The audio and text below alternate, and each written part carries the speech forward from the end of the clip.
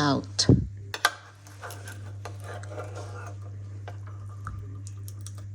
Oh, so good. Guys, ang ganda dito. Ang ganda nito. It's multicolor. Hindi na yellow. Oo. Hasta to, imo pa to. Oh. Uy, kamindot na ba di? Salbaro at bibingka. Oh, from Leyte ito. This is Mosario from Cebu. Oh, si Didang. Nang-miss ko talaga to.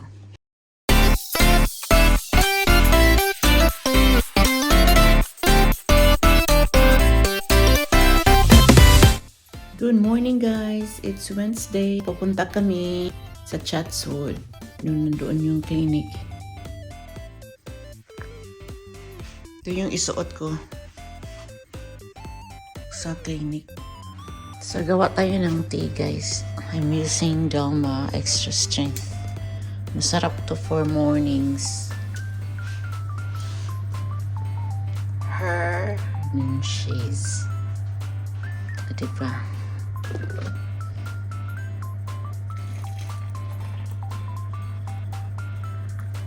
$11:30 na guys, so I have to eat. Parating na si Hubs. Sorry. I love this soy milk. Alright, and this is my croissant.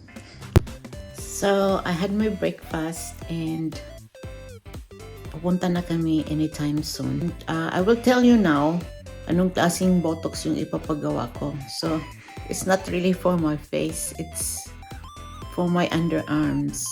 Because I have this disorder, it's called hyperhidrosis or excessive sweating. Nakakawala talaga siya ng confidence, especially when I'm having interviews or yung nagre-report ako during presentation at work. Tapos pag mainit din, lumalabas talaga yung excessive sweating. But I only do it in my underarms kasi yun lang yung libre guys ng Medicare. So it's one of the privileges of being a Australian citizen or permanent resident.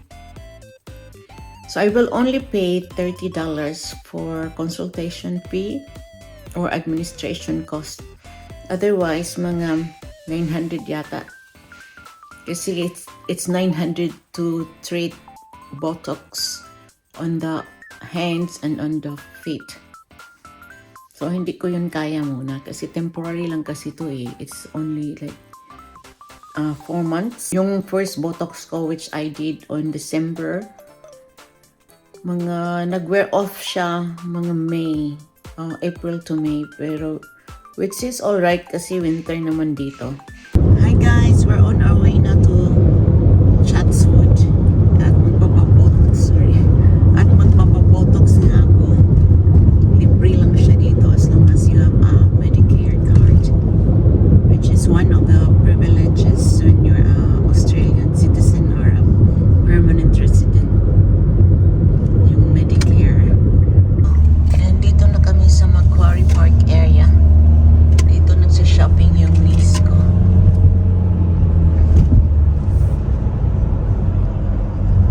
We're 8 minutes away from Chatswood. Tingnan mo nyo yung mini forest dito guys. Parang forest siya. What is this reserve here, darling? Called? Is this Beecroft Lane Cove? Lane Cove National Park. Ayan, National Park. May mini river pa siya. River. May friend ako dito nakatira. So, nandito na tayo sa Chatswood area. So, we're gonna find parking.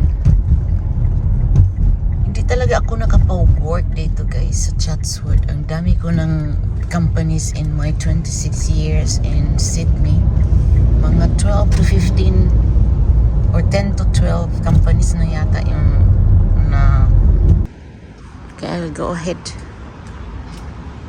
Across the road lang siya from here. It's, yeah, I think it's that one. Yung requirement pala dito guys, before magpa-botox sa underarms, dapat walang deodorant. Ang ganda dito. Yung plant arrangement nila. Yung hanging. Dito kami nag-park guys. Exactly the same as before. Katatapos ko lang actually. At meron pala silang free parking underneath the building. Next time, gawin ko namin yun. Nasa bahay na ako guys. Kararating lang namin. And di na ako nakapag-film sa car. Pauwi. Kasi masakit eh. Sakit dito. Tsaka dito. So mga 20 needles per underarm.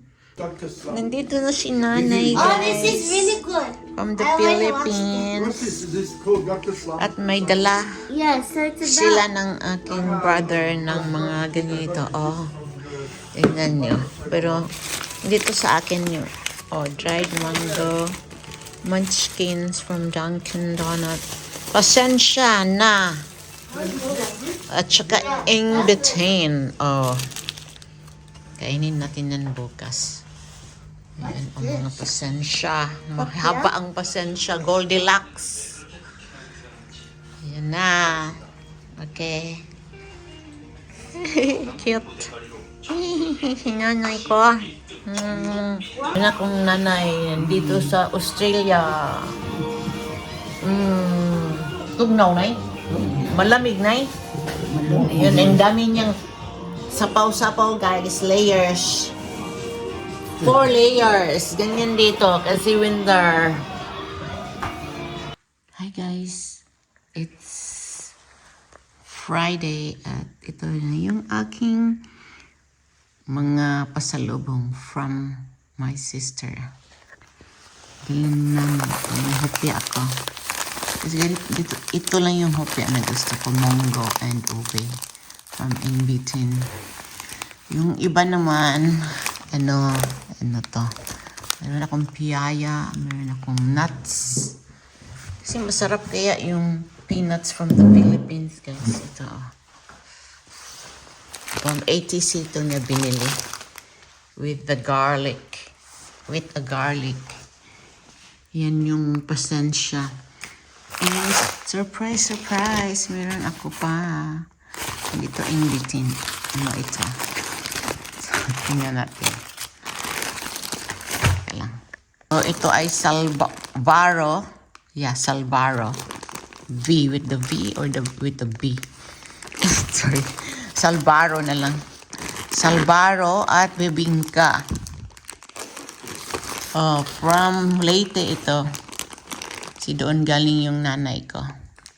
Bakit maliit? Yung alam ko na Salbaro dati ang laki kaya. Ano, mas maliit pa siya kaysa hopya. Diba? I will reheat it in the oven and have it for breakfast. And dito na si Robbie, the iRobot. Ah! Sorry. So, where are you going? Nalagay siya ni Jace dito. Natapos na si Robbie. Mag-vacuum. Malinis na. And gagawa na lang ako ng lunch. Ito yung gawin ko. So, I baked potatoes. Yan, baked na siya. I fried bacon. And then, ilagay ko dito sila isa't isa. Yung potato. Then, I put sour cream. In the bacon, I'll cut it into pieces. And then, lagyan ko ng cheese. Okay, this is actually for friand, which is an oval kind of muffin. But ito na lang gamitin ko kasi deeper siya kaysa normal na muffin tray. Pwede din muffin tray. So yan na lang kasi hindi ko yan nagamit. Kasi minsan lang akong mag-bake ng friand. So guys, I skinned the potatoes. And then, after that, I'm gonna mash it like this. By the way, I grease also the tray with oil para hindi siya didikit. So let me mash it properly. So I mash them properly, guys. So I will just put salt and pepper.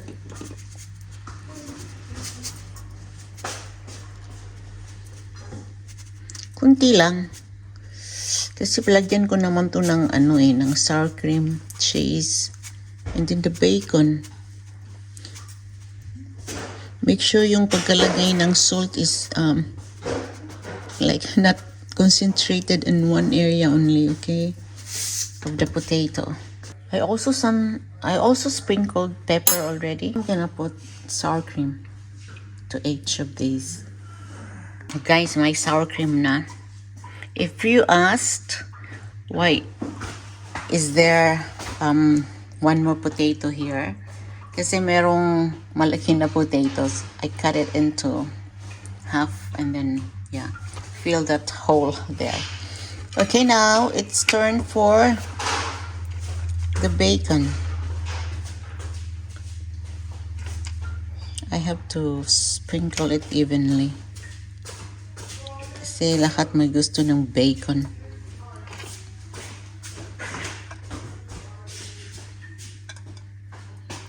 Tapos na yung bacon, so it's the cheese time. Of course, I will clean up the tray pagtapos na lahat, guys, kasi hindi maganda ma-melt yung nasa labas. It will give the the tray discoloration. It would be hard later to clean up.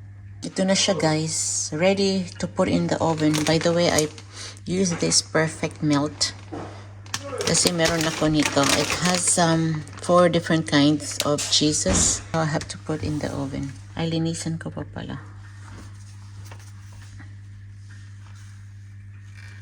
Okay, ready to rumble. Okay, so I put 180 degrees Celsius and fan. You can use, or you can do every setting you want. Di naman siya yan delicate. Okay, let's see how it goes. While waiting for the potato, guys, kainin ko muna tong padala ng sister ko. This is Masario from Cebu. Okay, let's open it.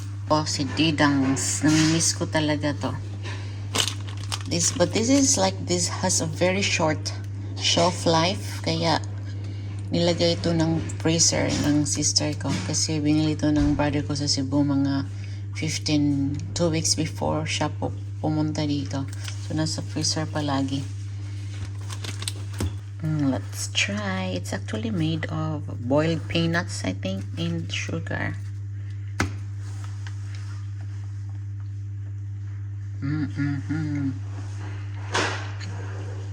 The same taste pa rin as before. Sarap niya, guys. I cannot fault it. Kaya lang sobrang matamis siya sometimes. And now I want to drink it with buko juice. Pero ito na lang muna yung buko dito. Sa Australia. So, bites na ako dyan.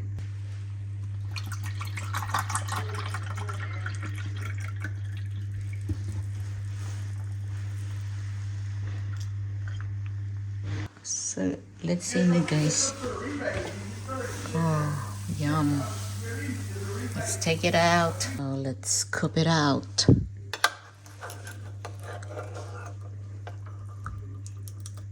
Oh, so good. Tingnan nyo, konti na lang.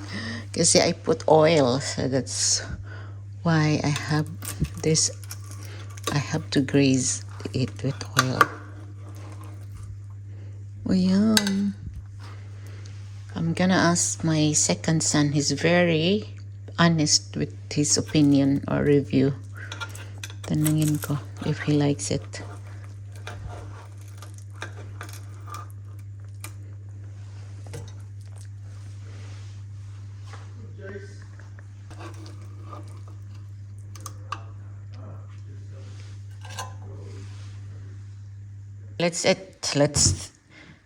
Okay, so let's try it, guys. Ako na lang mag-review Kasi yung anak ko ayaw niyang sabihin sa video. Masarap siya guys. But I have to put a fresh sour cream kasi masarap yung sour cream na malamig dito. Kasi di ba I put it on top of the potato. Kaya mainit siya. Pero pag ang sour cream is malamig and refreshing against the hot potato and bacon and cheese. Sobrang sarap. My son said it's nice. I might do it again next time. Cheers! Guys, ito na yung aking salvaro at saka bibingka from the oven. I mean, from the Philippines. Yes, from Leyte. Isabel Leyte. Dala ng aking brother at nanay. Alam nyo, ito ay very special yan sa Isabel. Pati ito. Yan, na-miss ko yan talaga. This is made of coconut and of course flour, I think. But it tastes sweet. Sweeter than this one. But both are really good. Yan ang coffee ko. Right it up. It guys.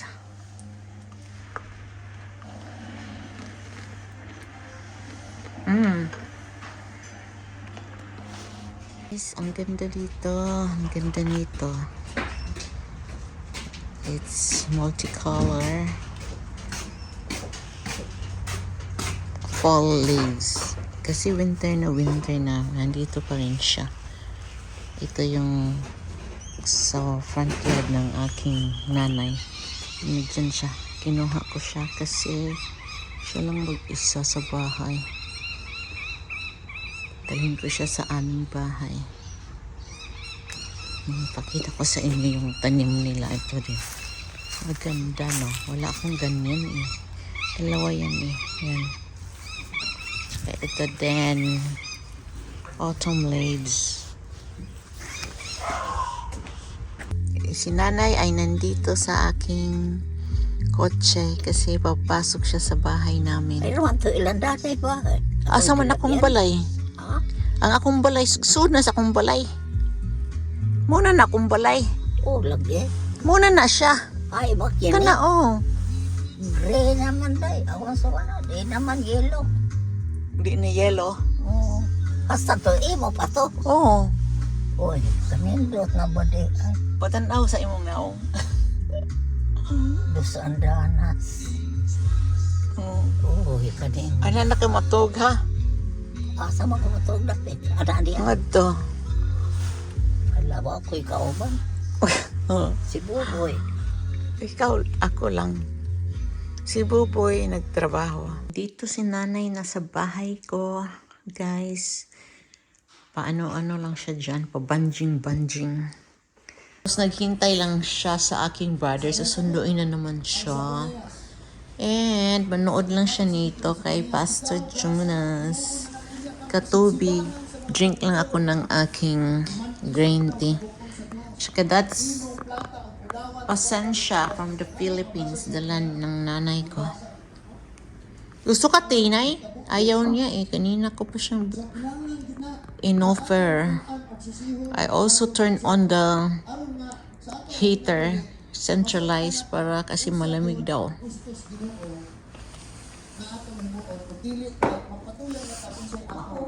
Nana kay apo. May apo ka na maestro. Oo. Sino man? Uy, pastor. Wala. Naghanap siya ng pastor na apo niya. Imong anak. Ang maestro. Oo. Sige sa man. Si Dongdong. Hundo. Si Bo. Kinsa to eh? Mikel. Si Carlo. O kwan. Naku. Ang si Mikel, unsa man? IT. Pareho na ako. Programmer. Puhon. Si Carlo di ay. Ang maestro.